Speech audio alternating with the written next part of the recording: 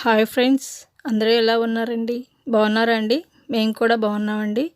మీరు కూడా బాగుండాలని మనస్ఫూర్తిగా కోరుకుంటున్నానండి.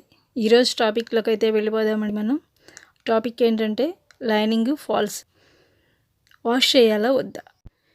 కస్టమర్స్ కొంతమంది మన దగ్గరికి వచ్చినప్పుడు కొంతమంది వాళ్ళే లైనింగ్ ఫాల్ తీసుకొస్తారు.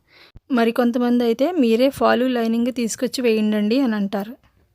లైనింగ్ ఫాలు ఎవరు తీసుకొచ్చినా సరే మన మీద నమ్మకంతోనే కదండి మన దగ్గరికి స్టిచ్చింగ్కి వస్తాయి బట్టలు. మనం కూడా అంతే నమ్మకంగా ఉండాలండి. వాళ్ళు మన మీద పెట్టుకున్న నమ్మకాన్ని వమ్ము చేయకుండా మనం సిల్క్ బ్లౌజులకి ఖచ్చితంగా లైనింగ్ ఫాల్స్ కంపల్సరీగా వాష్ చేసుకున్న తర్వాతనే మనం స్టిచ్చింగ్ అనేది చేయాలండి. చూడండి, నేను ఈ విధంగా వాష్ చేసేసి ఇట్లా మడత పెట్టుకుని ఉంచుకుంటానండి. ప్రతి ఒక్కటి కూడా ఆరిపోయిన తర్వాత ఇవన్నీ ఈ విధంగా మడత పెట్టేసేసుకుని ఎవరి వాళ్ళకే సపరేట్గా పెట్టేసుకుంటానండి. చూడండి, మేడం గారు ఏనండి ఇవన్నీ ఒకరియేను. అదేవిధంగా ఫాల్స్ కూడా వాష్ చేసుకున్న తర్వాత ఈ విధంగా మడత పెట్టేసుకోవాలండి. ఈ విధంగా మడతలు పెట్టేసుకున్నట్లయితే మనకు కటింగ్కి చాలా సులువుగా ఉంటుందండి. హెచ్చు తగ్గులు వచ్చినవన్నీ కట్ చేసేసిన తర్వాత మనం కటింగ్ చేసుకోవాలండి. లైనింగ్స్ ఫాల్స్ కూడా మనకి గెంజిబీరు మీద వస్తాయి కదండి.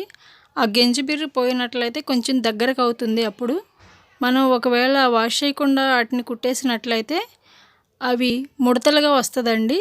ఆ ముడతలు రాకుండా ఉండాలంటే మనం కంపల్సరీగా లైనింగ్ను ఫాల్స్ను వాష్ చేసిన తర్వాతే కుట్టాలండి. నా దగ్గరికి ఒక్కొక్క కస్టమర్ వస్తారండి. వాళ్ళైతే లైనింగ్ ఫాల్ వాళ్ళే వాష్ చేసేసుకుని ఐరన్ చేసి మరీ తీసుకొస్తారండి.